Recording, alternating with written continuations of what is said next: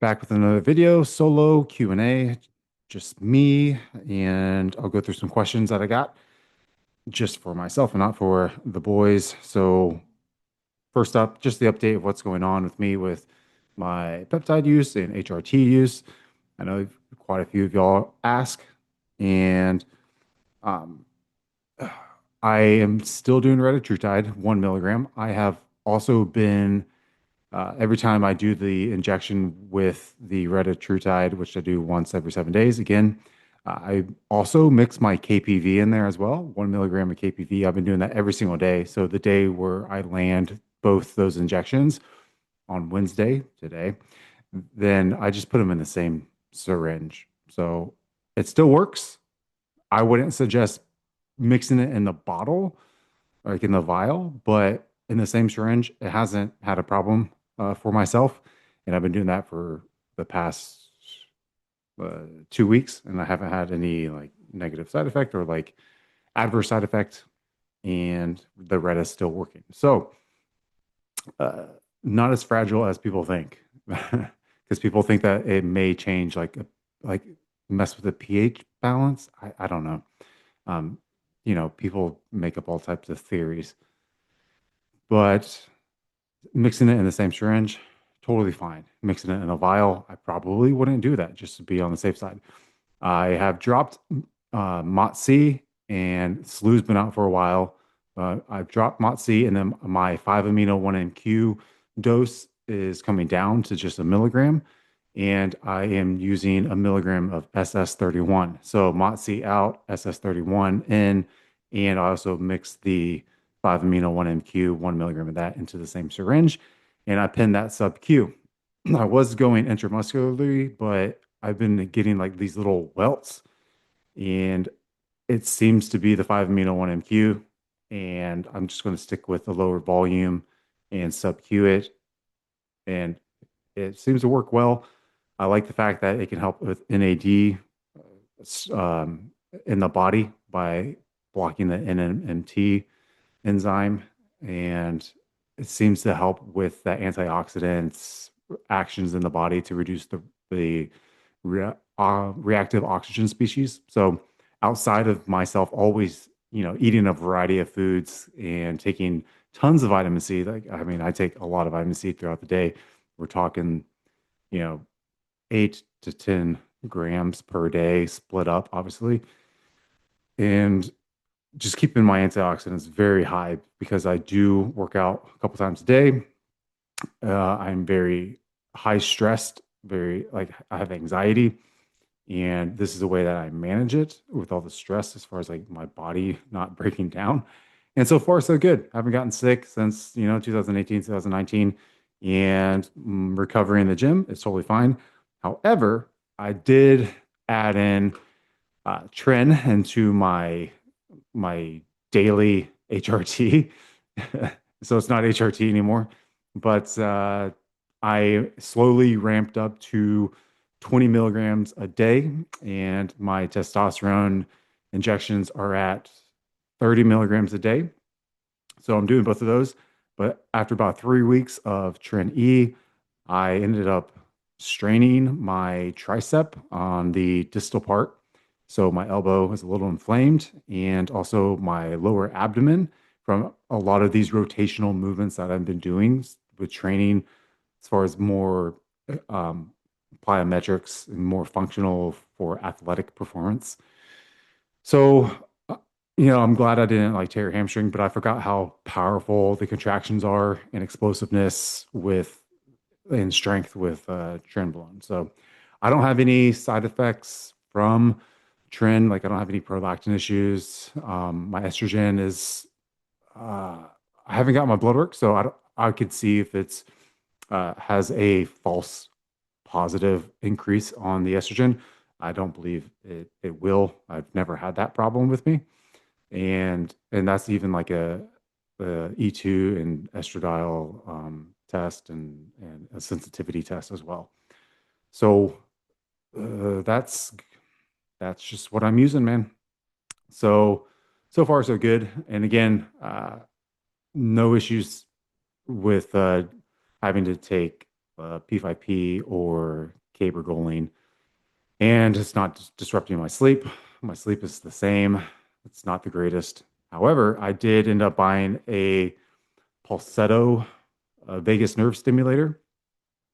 So um,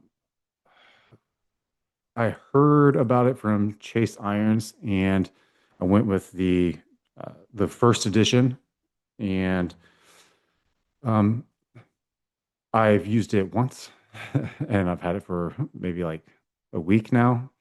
But I just have to set aside time before going to bed where I'm just not going to be near my phone or watching some basketball game or football game, because I want to be using it without any other type of stressors. So the night that I did use it, I slept well. I woke up, you know, like probably four times to go pee versus like five or six. So it is what it is. So we'll be a little bit more consistent with that and see if I get better results. So that's the update on myself. The reason why I dropped the Mot C right now is just because, and lower the dose on the 5 amino. I feel like it was like harder to maintain a pump in the gym, and I am like losing fullness throughout the day and even within the gym, but my vascularity is still very much uh, heightened.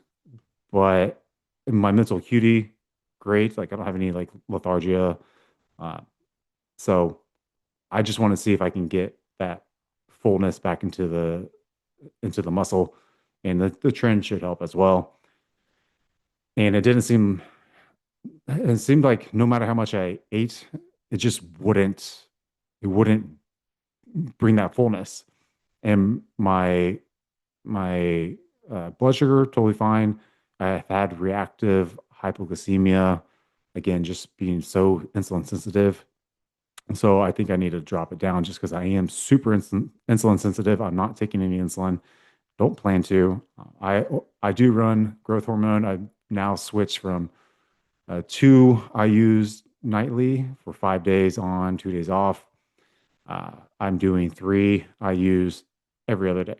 So, and again, I take that before going to bed, usually like an hour before going to bed, or right before going to bed, if I can try to remember within that time frame. Around the same time that I take melatonin, and I'm doing like 40 milligrams of melatonin before going to bed. Wicked dreams, and I'm using that also as an antioxidant. So I'm not going to inject myself with glutathione or NAD. I don't think that's needed since taking the 5 amino 1 MQ. I definitely don't feel like I need more NAD if I'm able to maintain a higher level in my body. So it doesn't make sense. And the glutathione injections, I am not the biggest fan of. I'd rather get that IV if I'm going to get it done. So, all right, on to the questions. All right, one question. We're going back to the protein question. How much protein is necessary to lose body fat and maintain your muscle? So, again, this person uh, has some uh, has a fairly like decent amount of lean tissue on them, but again, I try to make everything super easy. So I know that there's going to be um, studies out there that say like zero point 0.8 grams per pound of lean mass. That's all we need uh, to maintain lean muscle tissue. But this person is using anabolics. They just want to decrease their body fat, and they just want to make sure that they don't lose any muscle as well. So there are different anabolics that can make protein assimilation more efficient, and we need a lot more protein when you're on anabolics because your body is more stressed. You're going to have people that say that you actually don't need as much because your body is more efficient with it having the anabolics, but That's just for muscle building. Like that's totally different than whole body assimilation and use of protein. So the majority of people that are using anabolics and are bodybuilders or even fitness enthusiasts typically don't eat a variety of fruits and vegetables in their diet, and they don't take a lot of supplementation that is geared toward antioxidant because they are afraid that it will reduce mTOR, that it will blunt muscle growth. But that's not the case if we're trying to make sure that we have a healthy immune system, because how much muscle growth are you going to have if you're always feeling sick or you're always getting sick? It's just not conducive to growing muscle. Your body's going to sit there and need to use energy to repair. So, in a constant state of inflammation, constant stress state, increased stress in the body because of the anabolics, the injections, all these things that cause external stress and distress, we do need more protein, in my opinion, to help with the immune system and get the amino acids. Also, when we do things for a long period of time, there can be things said about uh, DNA mutation, DNA altercations, um, improving DNA sequences, because some people you see a difference in like how they were like in their 20s and 30s, and then they get into their 40s after living a healthier lifestyle, and it's like their body holds fat differently. The fat deposition is different, and the look of their muscle, the look of their physique is different. And I think some of that can be due to um, some DNA altercation in the body, right? So how this is possible, I don't know. This is just me theorizing. This is just my idea in my head because I have been the person that have increased my protein intake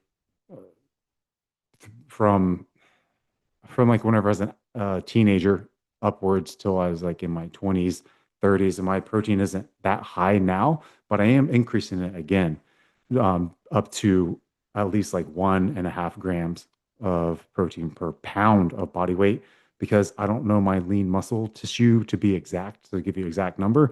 And a lot of people won't, because all those tests, those DEXA scans, and all these other um, electro things that you hold on to and the scales, they don't tell you the true body fat percentage. So you can't figure out your lean muscle tissue um, percentage. Those numbers are always wrong, and we see it all the time. This is just from empirical evidence and from anecdotal evidence that we see it. But the reason why I prefer to have a higher protein um, is, again, having having to have a higher need due to stress. Now, I've also grown up with an autoimmune disease, and I have my body's grown out of it. Now, usually you can grow out of, uh, of allergies like every 7 years. The body can gain or lose tolerances. Is that with DNA, doing what it's doing, or is that with mitochondria health? I don't I don't know, and I we will never know. I don't think science is that good yet, but I do think that my diet, which was very high in protein at that time, helped me to overcome these autoimmune disease issues that I had, and I no longer have them. And if they even flare up a bit, I increase my protein, and the protein is from clean sources. And the easiest way for me to get extra protein in without causing, gut distension is whey protein isolate or fish. Um, those symptoms that I get, or it goes away, it dissipates.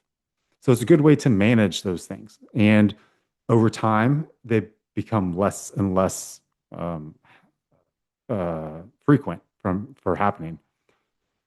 So um, that's my opinion about the higher dose of protein, 1 gram per pound of body weight. I think that's easy. If you are like 400 pounds, try to eat 400 grams of protein. You're not going to get there. And if you do, you're not going to be able to eat anything else. So, um, we'll, we got someone at the door. All right. Um, sorry. We had a home water filtration system put in, and the plumber left his batteries. So I told him to swing by whenever he had time to pick him up. So sick.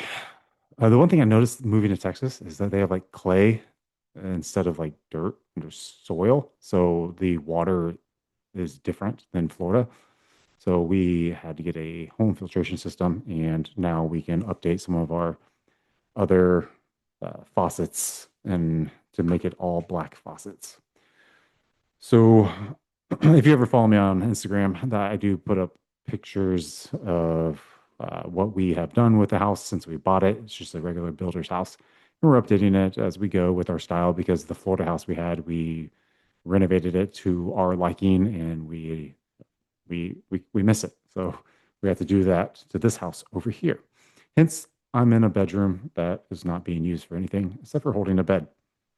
All right, next question. Have you heard about the PMMA injection going on? It seems to be talked about all over the internet. So I believe this is, I've heard about it. I don't know, what it entails. I know that the talk is that they're going overseas or somewhere out of the state to get it done.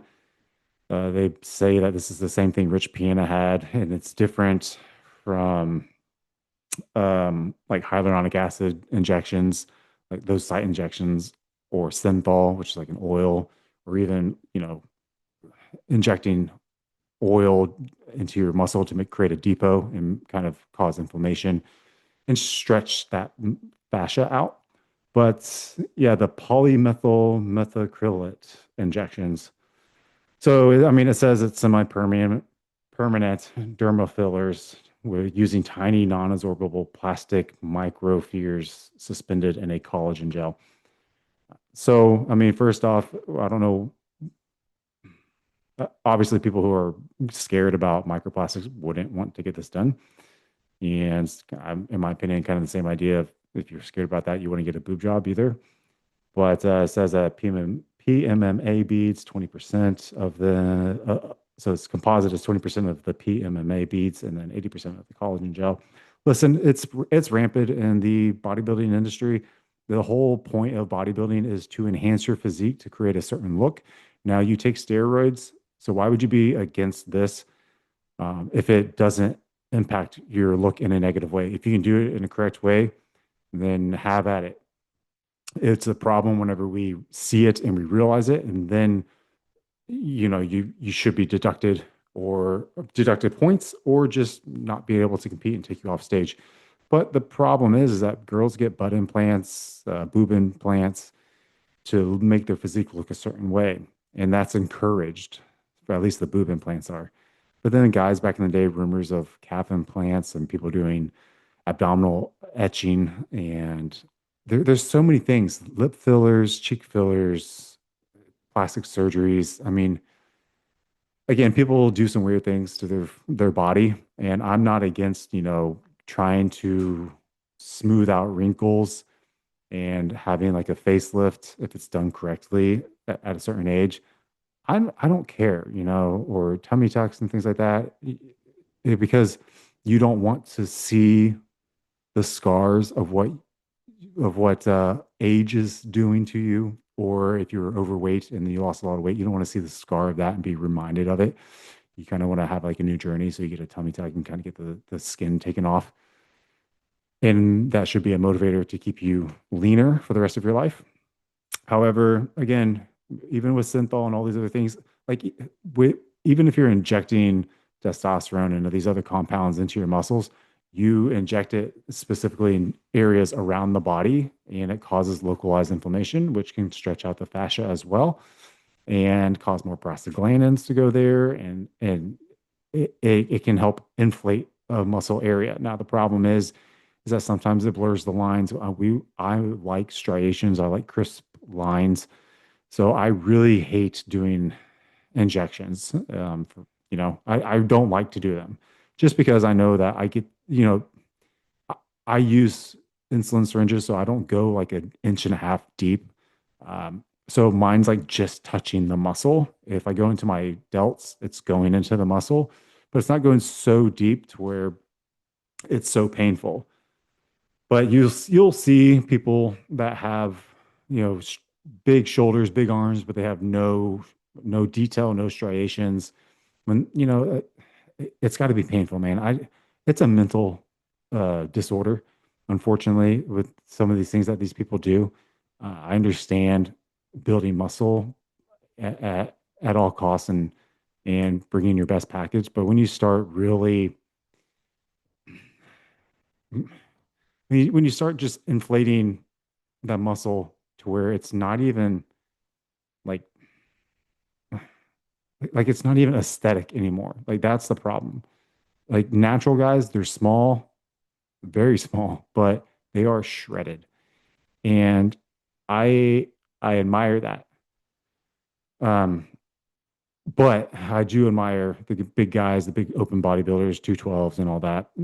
I admire it, but it, it's a very long process. And if you try to do it too quickly, like using these PMMA, you can mess up the body and it might be permanent, it might not. It says that it's supposed to be semi-permanent. And good luck trying to get it taken out. So it's like, yeah, I mean, you run risk for abscess and all these other things. So um, I don't know. Again, it doesn't matter that we have it in the bodybuilding industry because the whole sport is messed up when you think about it. So you're injecting oil there as like a depot into the muscle. So it's the same in my opinion. It's just if it looks terrible, then you should be deducted points. And I don't really care about the whole drama stuff that's going on with the Natalia and the Sarah girl. I think drama's fine. It brings eyes to the sport, and there's always a villain and a hero, and there's good and bad and everything. And this time it's just out in the open rather than behind closed doors, which fine. That's just the true colors of some of these people. And you'll find out a lot of the people in the fitness industry and the bodybuilding industry are mentally insane. they they are not right in the head and they are very self-centered and selfish and manipulative and but also they lack self-value and they are they are who they are. So they just don't like themselves and they want to take other people's down. So that's my opinion about it. Okay. um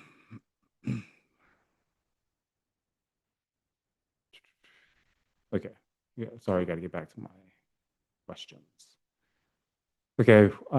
What do you think about getting rid of the 212 and and then having all the competitors go into open bodybuilding? This is a hot topic. Um, yeah, I think that I would prefer it to be a lower weight, like 202, 208, somewhere around there. Uh, that way it kind of keeps the shorter guys, uh,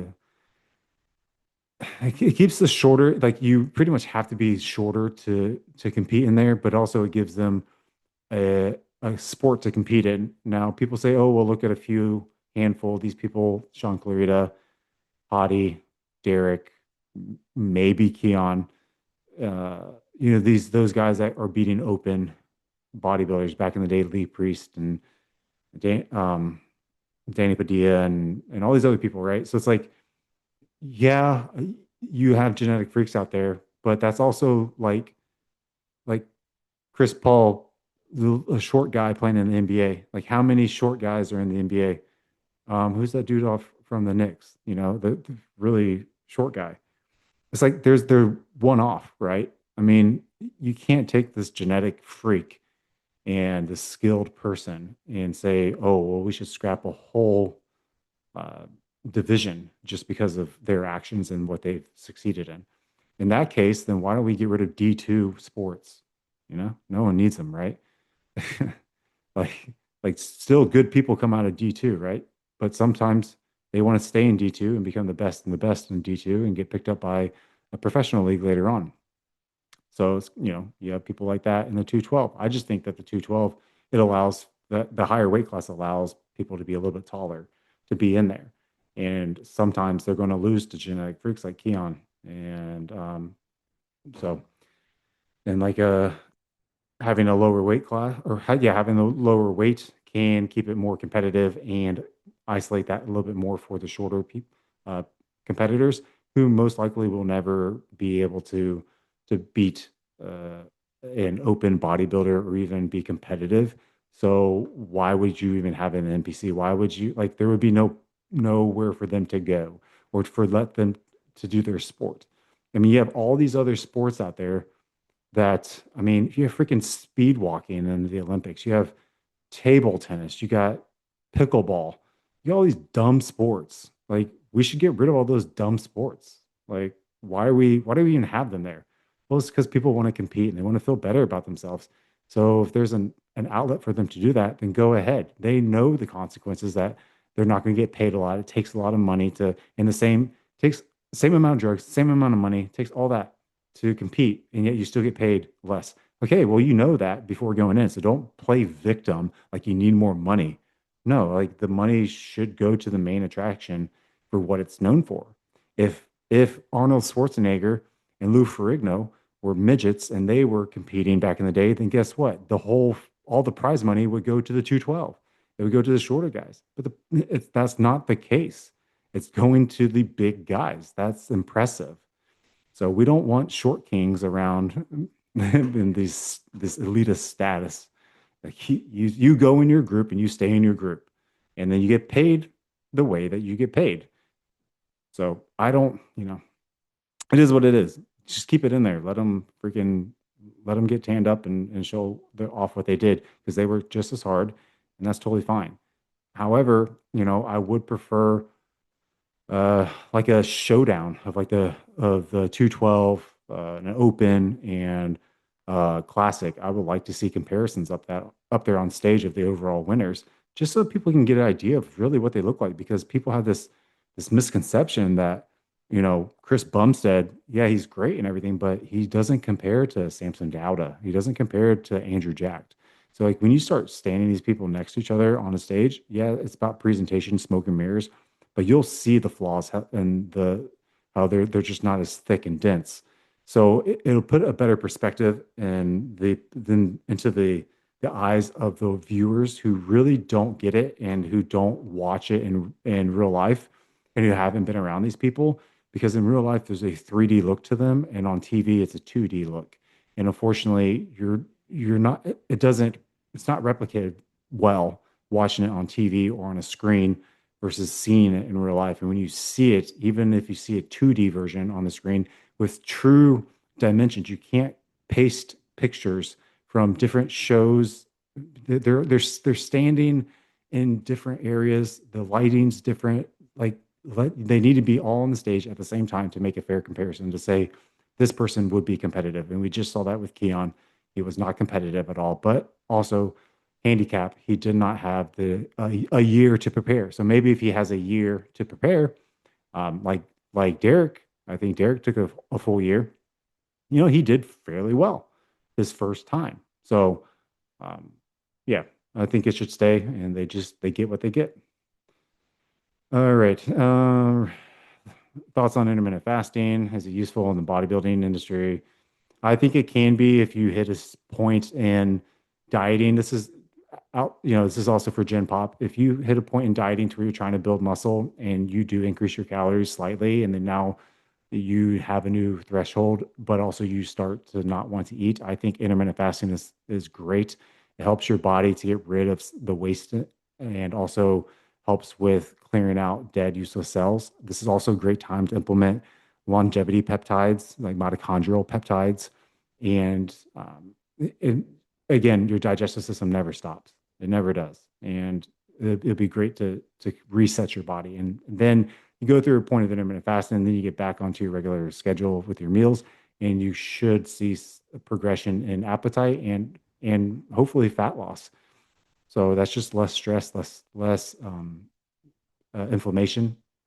So it could help, and it could also help with bowel movements as well, because again, your intestinal tract does have muscles, and if they're not worked, then they won't contract as much. And sometimes not having food, not having fiber is a better way to help improve bowel movements than just have some water and take your daily supplements, have some water, have some antioxidants. The muscle's not going to go away if it's true muscle, if it's not, you know, water. Um, so again, true muscle, like think about beef jerky, dehydrated. Yeah, muscle has a lot of water, but I'm just saying, like, you see different sizes of beef jerky in the bag. You want the biggest piece of beef jerky. That's what I'm saying. So yeah, intermittent fasting. I do like I would do like a week of intermittent fasting and then go back on your diet. Uh, is it true that we're going to be losing Retatrutide and all the GLP-1s? Yeah, probably, man. But there's always going to be new things coming out, and I'm not worried. I would just say if you're able to stock up now, and I know what I'm doing to prevent me not having any Retatrutide in the future, and I'm not going to be prescribed because it's going to be insanely expensive, and I don't have health insurance, so I'm not paying cash for that coming out of a medical clinic. But yeah, I mean, retatrutide has been really, really well in medical trials, and again, the whole thing about it helps with joints and such. I mean, that's just because people are losing body weight, so they're going to have better joints because you're losing body weight off of your joints, so they're going to be improved. So, um, yeah, that's my opinion. I don't know if I didn't read the study, so I don't know if they did like bone scans and such. And yeah, I don't know. So, all right, I think I'm going to leave it there. And if you could like, share, comment, subscribe. I know I'm not the most exciting person to listen to, but yeah, that's just who I am in real life. So it is what it is.